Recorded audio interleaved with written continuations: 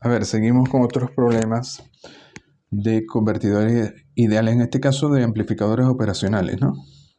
Ya habíamos visto algo sobre los amplificadores. Esto es simplemente una introducción. Nos dicen determine la característica BI de la red inversor.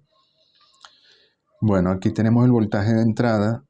Primero vemos que este terminal es, como está a tierra, entonces también tiene un voltaje cercano a cero, porque este B1 tiene que ser aproximadamente B2.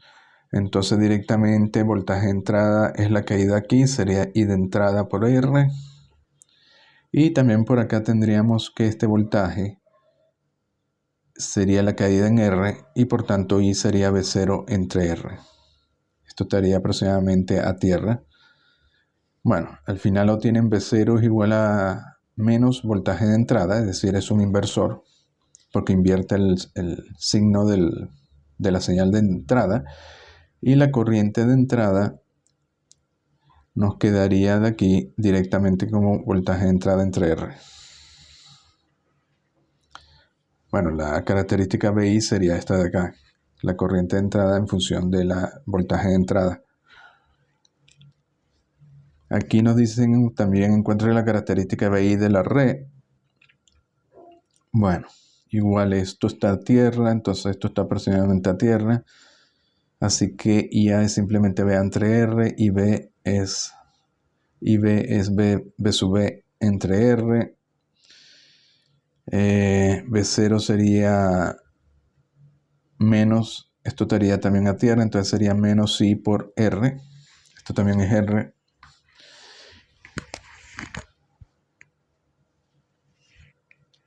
Y al final I sería la corriente I. Por aquí no hay corriente, así que esta corriente I viene por acá, que sería la suma I sub A más I sub B. Y despejan B0 y queda como la suma de B sub A, B sub B, pero invertida. Es un sumador.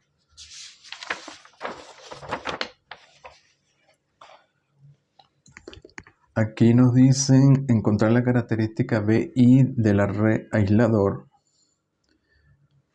Bueno, aquí es directo. Vemos que B2, este voltaje B2 sería igual a B0. Luego tenemos que B1 menos B2 sabemos que es aproximadamente 0. Por tanto, B1 es igual a B2.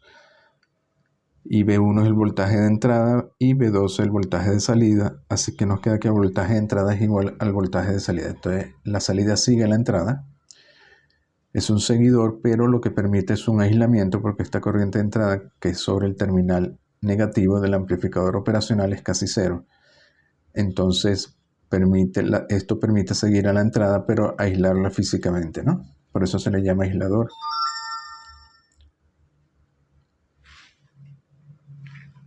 Luego hay el resistor equivalente entre los terminales A y B.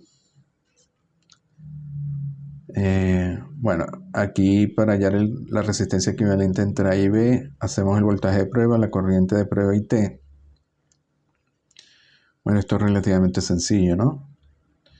Tenemos que B sería igual a, por esta malla sería 2B0 más B0 y sería igual a B entre 1 y T sería igual a I menos B0.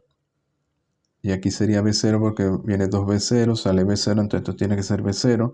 Y luego resuelven para BT entre IT y le da 7 medio. Aquí nos dice encuentra el equivalente de Thevenin entre A y B. Bueno, aquí tenemos... Lo primero que vemos es que el voltaje de Thevenin sería el voltaje de circuito abierto. Entonces esta corriente I0 sería 0, porque esto está abierto. B sería I0 más 5 y el voltaje de Thevenin sería B de aquí a acá menos 2 por 2 menos 4 y 0. Como I0 es 0, directamente nos da que B de Thevenin es B, que es 5.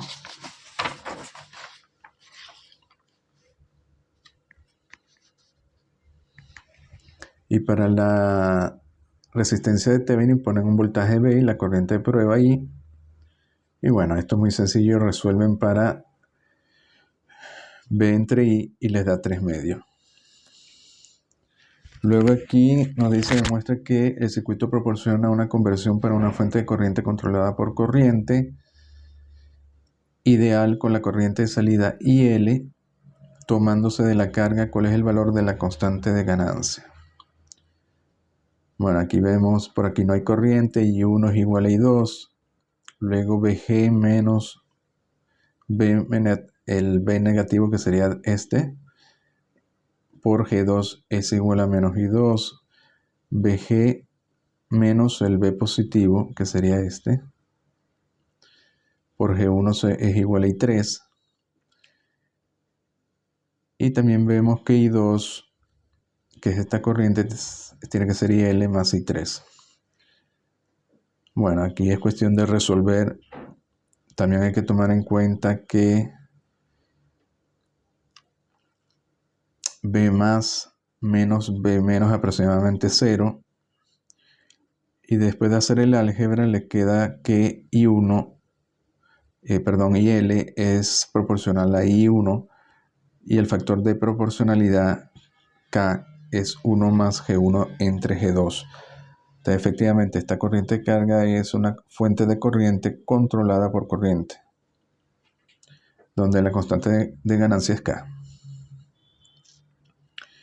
Y también pueden calcular esta corriente I3, que sería I2 menos IL, y les dan también que esta corriente I3 es menos I1 por G1 entre G2.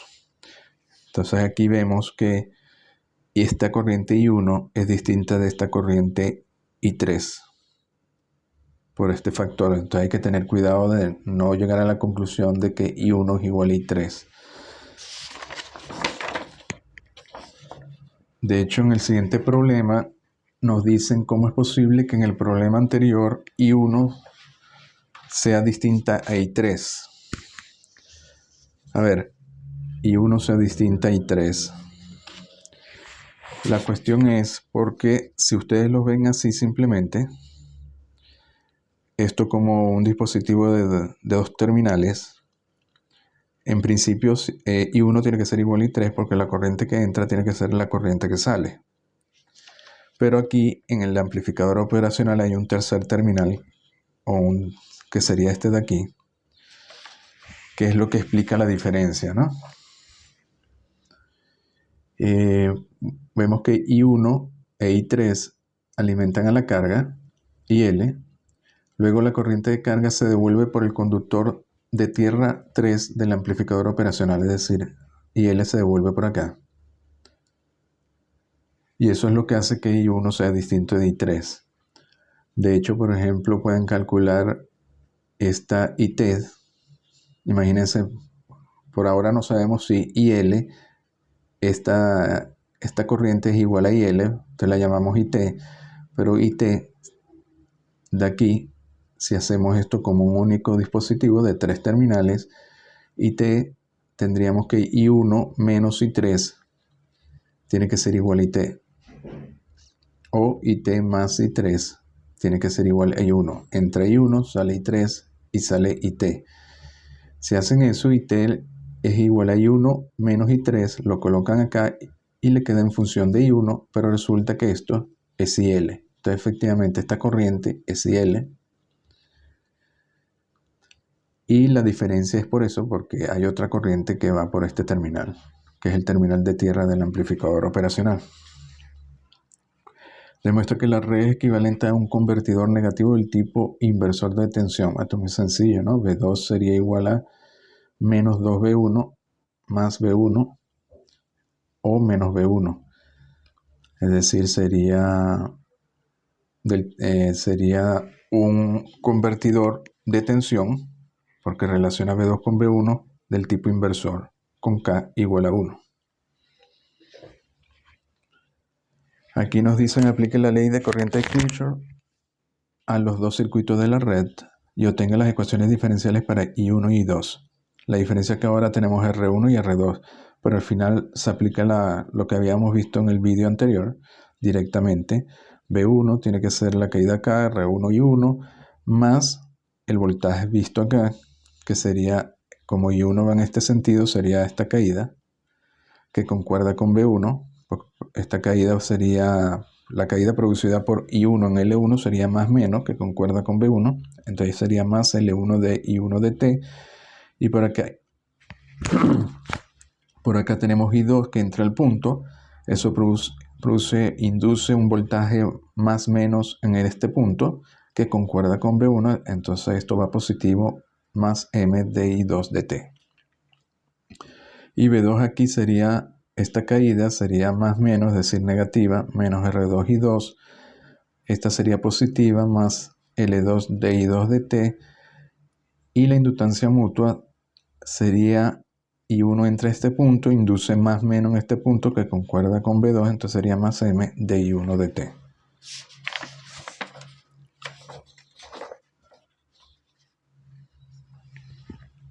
Demuestra que la red es equivalente a un girador.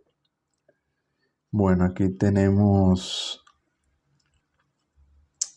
el girador, tiene que tener estas ecuaciones, y de aquí ya sale directo. V2 es menos KI1, V1 es igual a KI2, que concuerda con un girador.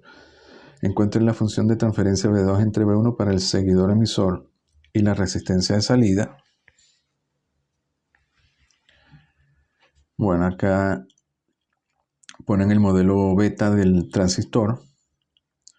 Tenemos V1, tenemos R1. Este sería la base, entonces esto sería la corriente de base. Luego tendríamos el emisor, que sería este, va a través de R2 a tierra. Y el colector, fíjense que este es el voltaje de polarización. Para el análisis de V2 de T entre V1 y V2 se hace esto 0. Entonces el colector iría a tierra, sería este de aquí. Y la corriente de colector entra y sería beta I sub B. Bueno, aquí el álgebra es muy sencilla, plantean las ecuaciones y hallan V2 entre V1. Y para la resistencia de salida, en este caso, como está en paralelo, aplican una fuente de corriente de prueba I, y eso generaría un voltaje V, y la corriente de salida sería V entre I. Y bueno, aquí hacen las ecuaciones,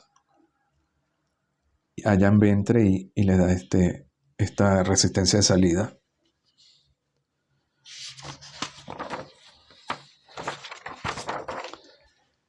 Aquí nos dice, halla la función de transferencia y la resistencia de salida para el emisor común. Este es el emisor que va a tierra, entonces se le llama emisor común. Hacemos lo mismo, V1, R1, esta sería la corriente de base, porque esta es la base. El emisor ahora está a tierra, este sería el emisor, entonces este sería el colector que va a R2, y esto se lleva a 0 y por tanto va a tierra. Y la corriente del colector sería beta I sub B. Y V2, la señal V2 variable AC se mide entre este resistor, entre el resistor R2. Luego aquí, bueno, esto es sencillo, V2 es directamente esta corriente por R2 negativa, y su B sería, como esto está a tierra, sería directamente V sub 1 entre R1, resuelven para V2 entre V1 y le da esto. Entonces sería inversor y el factor de proporcionalidad sería beta R2 entre R1. Y para la resistencia de salida ponen la corriente de prueba, se genera el voltaje de prueba aquí y resuelven para V entre I. Bueno, aquí es sencillo, tienen que poner esta fuente a 0, entonces R1 quedaría en corto y B sería 0, esto sería 0, entonces se abre y directamente la resistencia de salida sería R2. Determinen la función de transferencia de voltaje y la resistencia de entrada y salida. Bueno, esto sería poner el modelo del transistor NPN, base, colector, emisor, con su modelo beta aquí. La base, el colector y el emisor, I sub B, beta I sub B, y sustituir esto aquí y aquí. Nos queda esta red. Y luego hay que resolver para la función de transferencia sería el voltaje de salida entre el voltaje de entrada, que sería este voltaje V sub B1. Bueno, aquí es ya V sub B1, V sub B2. Esto no tiene muchas dificultades. El voltaje de entrada aquí nos dicen que es este voltaje. Por tanto, sería V sub B1 por 1 por la corriente que va por aquí, que sería IB1, beta I sub B1 menos esta corriente, que sería esta. Bueno, aquí están las ecuaciones, no es muy complicado. El voltaje de salida se mide por esta rama, sería la caída aquí, que sería menos beta I sub B2 por 1 más V sub B1,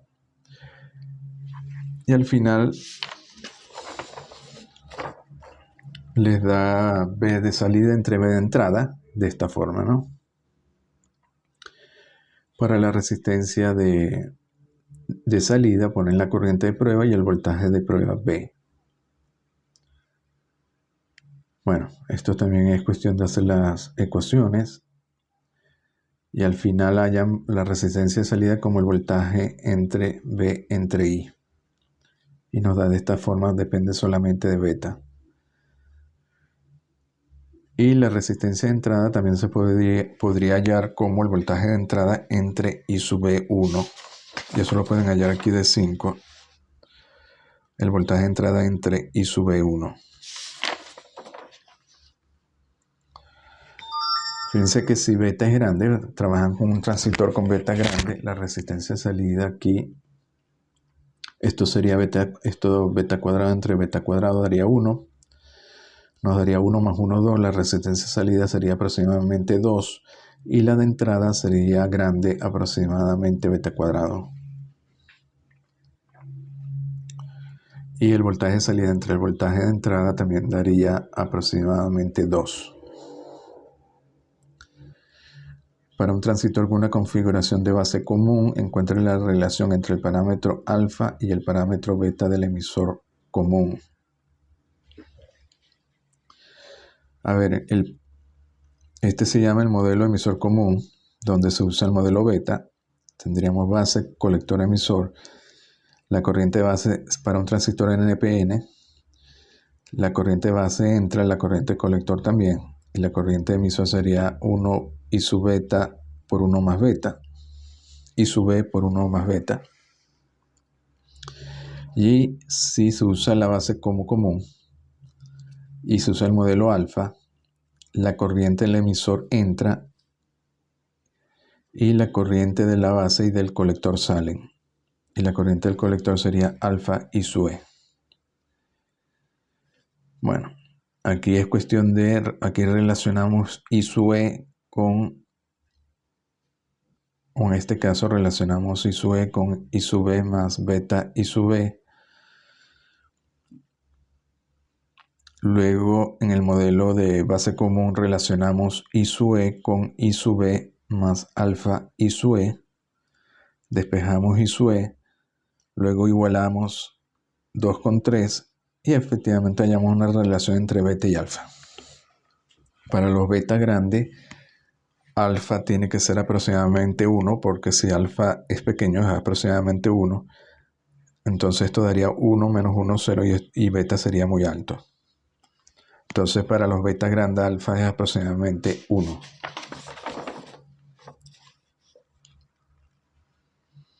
Bueno, entonces lo dejamos aquí y seguimos en el próximo vídeo.